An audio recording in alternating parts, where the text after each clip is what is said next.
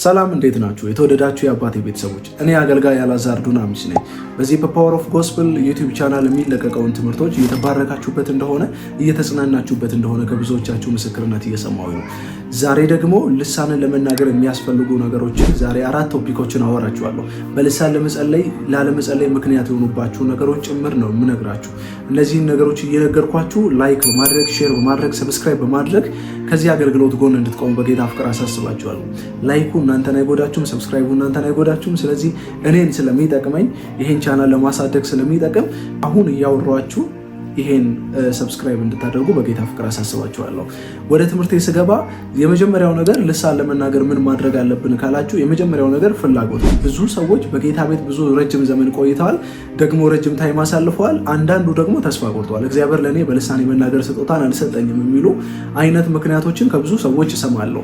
ግን እነዚህ ምክንያቶች እውነት ልክ ናቸው ወይ የሚለውን ነገር ስናይ እውነት በትክክል ልክ አይደሉም። ብዙዎቻችሁ አንዳንዶች ሰዎች እንደዚህ ብለውኝ ይሄን ትምህርት ካስተማርኳቸው በኋላ ብዙ ሰዎች በልሳን እንደተሞሉ ብዙ ሰዎች መስክረውልኛል።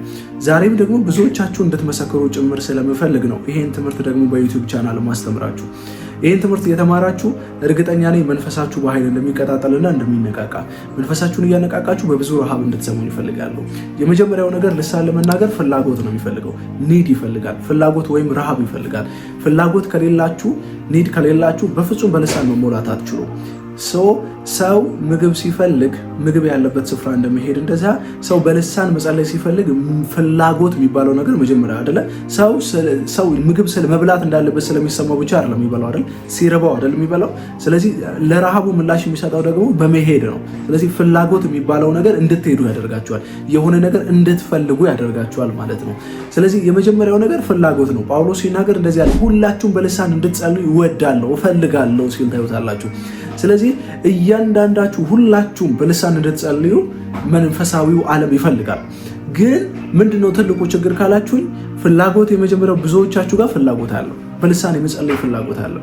አንዳንዶቻችሁ ደግሞ ይሄ የአጋንንት ቋንቋ ነው፣ ይሄ እንደዚህ ነው፣ በፍጹም ልትሞሉ አትችሉ። በፍጹም በዚህ ጉዳይ ላይ በልሳን ልትናገሩ አትችሉ።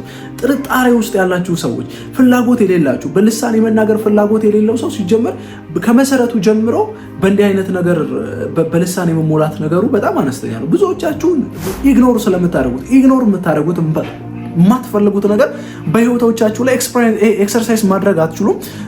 ያን ነገር ልምዱን በህይወቶቻችሁ ላይ ማምጣት አትችሉም። የማትፈልጉት ነገር በህይወቶቻችሁ ላይ በፍጹም ነው የምነግራችሁ፣ በፍጹም በህይወቶቻችሁ ላይ ይሄ ነገር ሊመጣ አይችልም። ቢኮዝ ኢግኖር እያደረጋችሁት፣ አንድን መንፈሳዊ ልም ከተቃወማችሁት ከእናንተ ይሸሻል።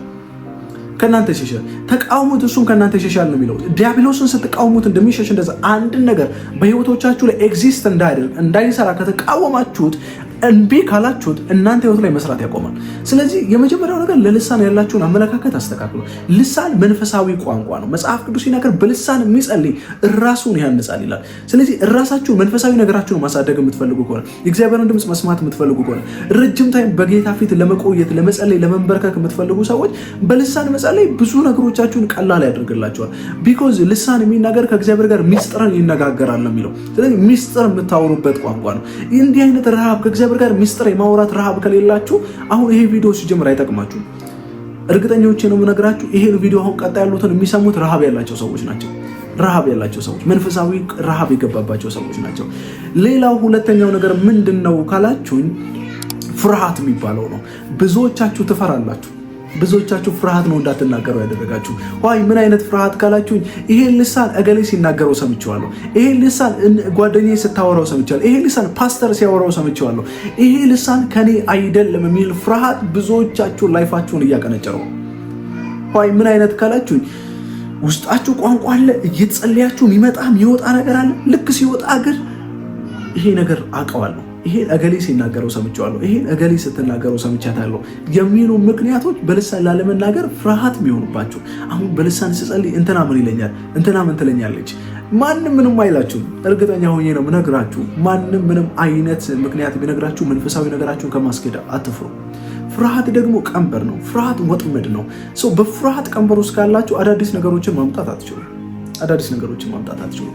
ስለዚህ ይሄን ፍርሃት አንስታችሁ፣ ይሄን ፍርሃት ከህይወታችሁ ላይ አባራችሁ በልሳን ለመናገር ትልቁ ነገር ፍርሃት የሚባለው ነገር አስወግዱ። አትፍሩ። ይሄ ከሰይጣን ይሁን ይሄ እንትን ምናምን ይሁን ብላችሁ ፍርሃት ውስጥ ካላችሁ ፍርሃት ትልቁ ቀንበር ነው።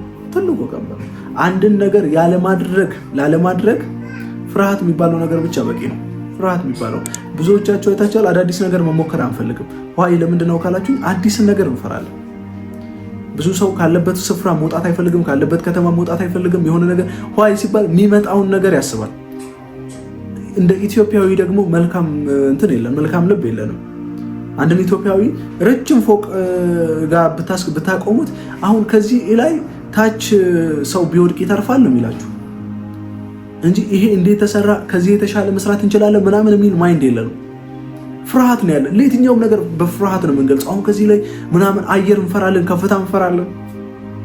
ስለዚህ አዲስን ነገር ስለምንፈራ እንጂ እግዚአብሔር በውስጣቸው ብዙ ልጆች ሳማክር ብዙ ሰዎች ደግሞ ከዛ ካማከርኳቸው በኋላ በጥቂት ጊዜ በአንድ ሳምንት ውስጥ ምናምን በልሳን ሲናገሩ አይቻለሁ። ለምንድን ነው ካላችሁ በፍርሃት የገደቡትን ነገር ፍርሃታችሁን አስወግዱ፣ ተናገሩት። የእናንተ ነው፣ በቃ ባለቤትነቱ የእናንተ ነው። አዲስ ስለሆነባችሁ ነው። ከእንትና ከሆነ ነገር ጋር ሊመሳሰልባችሁ ይችላል፣ ግን ደግሞ መናገር ጀምሩ። የራሳችሁ ነው ፒውር የሆነ ነገር እየወጣ በጣም ውበት ያለው በልሳን የመጸለይ ህይወት ውስጥ ትገባላችሁ። ልሳኖቻችሁ ሰው ሲሰሙት ሁላ የሚጽናኑበት በቃ የሆነ ክብደት ያለው ልሳን መናገር ትጀምራላችሁ። አይ ግን ይሄን ምንድን መቼ ነው ካላችሁ ከፍርሃት ነፃ ወጣችሁ ቀን ነው። ፍርሃት ነፃ አውጡ፣ አትፍሩ። የፈራችሁ ቀን እርግጠኛ ሆኜ ነው የምናገራችሁ በጸሎታችሁ ላይ ፍሩትፉል የሆነ ነገር ታጣላችሁ። ሌላው ምንድን ነው ካላችሁ ረጅም መጠበቅ ነው። ረጅም ከጠበቃችሁ ሶስተኛው ሀሳብ ረጅም አትጠብቁ። አሁን አንዳንድ ሰዎች የሆነች ፊደል ወይ የሆነ ያህል ቃል ነው የሚወጣው፣ የሆነ ነገር ይወጣና ግን ደግሞ ይሄ ነገር ግን ከጌታ ነው ምናምን የሚለው ፍርሃት አልፎ እንኳን ልክ እሷን ቃል አውጥቶ መናገር ይፈራሉ። ለምንድነው? አጭር ናት። እርግጠኛ ሆኜ ነገራቸው ኦልሞስት 80% የሚሆኑ ሰዎች ልሳን ሲናገሩ በልሳን ሲጸልዩ የመጀመሪያዎቹ ቃል ትንሽ ናት፣ ጥቂት ናት። በጣም ጥቂት የሆነ ልሳን ነው የሚናገሩት። ስለዚህ ብዙ ሰዎች የሚሸወዱት ደግሞ ብዙ ረጅም ልሳን የደቂቃ ልሳን ለመናገር ነው የሚጠብቁት። ረጅም አጠብቁ። ምናልባት አንዲት ቃል ናት። መጽሐፍ ቅዱስ ሲናገር ላለው ይጨምርለታል የሚለው አያችሁ። ምግብ ቤት ሄዳችሁ የመጀመሪያ ስትቀመጡ ምንድነው የምትባሉት? ምን ልታዘዝ ነው አይደል የምትባሉት? ልክ ግን እየበላችሁ አስተናጋጁ ይመጣና እንደዚህ ይላል፣ ምን ይጨመርላችሁ ይላል። አያችሁ፣ አሁን የሆነ ነገር ስላላችሁ ነው የተጨመረላችሁ። ስለዚህ ልሳን ጥቂት ስትናገሩ ነው ሌላ ሊጨመርላችሁ መንፈሳዊ ዓለም የሚመጣው። ከሌላችሁማ ሊሰጣችሁ ነው የሚመጣው። ስለዚህ መጀመሪያ የሚሰጣችሁ ጥቂት ሊሆን ይችላል። በጥቂቱ የታመነ በብዙ እሾመዋለሁ ነው የሚለው መጽሐፍ ቅዱስ። ስለዚህ በብዙ መሾም የምትፈልጉ ሰዎች ይሄን በደንብ ስሙ።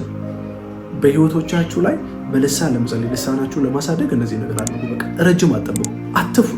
ሌላው ፍላጎት ይግባባችሁ። ክፈቱ ሐዋርያት ሥራ። መንፈስ ቅዱስ በእናንተ ላይ በእነሱ ላይ በወረደ ጊዜ በአዲስ ቋንቋ የተናገሩትን እሱን እዩ። መጽሐፍ ቅዱስ ሲናገር የሚያምኑ እነዚህ ምልክቶች ይከተሏቸዋል። አጋንንትን ያስወጣሉ፣ አዲስን ቋንቋ ይናገራሉ። ስለዚህ ጌታ ሆይ እኔ አምኛለሁ፣ ስለዚህ በእምነት ደግሞ አዲስን ቋንቋ እናገራለሁ። ምልክት ነው። ለመዳኔ ምልክት አንዱ በልሳን መናገሬ፣ በአዲስ ቋንቋ መናገሬ ነው። ስለዚህ በአዲስ ቋንቋ መጸለይ እፈልጋለሁ። ጌታ ሆይ በልሳን እንድትሞላኝ እፈልጋለሁ ብሉት። ፍላጎታችሁን፣ ረሃባችሁን ንገሩት። ያን ጊዜ ረሃባችሁ እግር አውጥቶ መሄድ ይጀምራል። ረሃባችሁ እግር አውጥቶ መንቀሳቀስ ይጀምራል።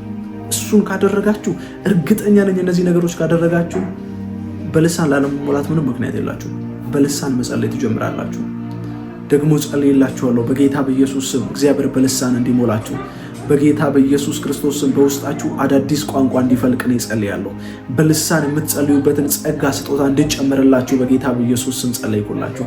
እግዚአብሔር በኢየሱስ ስም በዚህ ይባርካችሁ። ተባረኩ። እግዚአብሔር ጸጋና ሰላም ይብዛላችሁ። ሰብስክራይብ ማድረግ፣ ላይክ ማድረግ፣ ሼር ማድረግ እንዳትረሱ። ኮመንታችሁን ደግሞ ፈልገዋለሁ። ሐሳብ አስተያየታችሁን በኮመንት ስራ አስቀምጡልኝ። ተባረኩ። እግዚአብሔር ይባርካችሁ።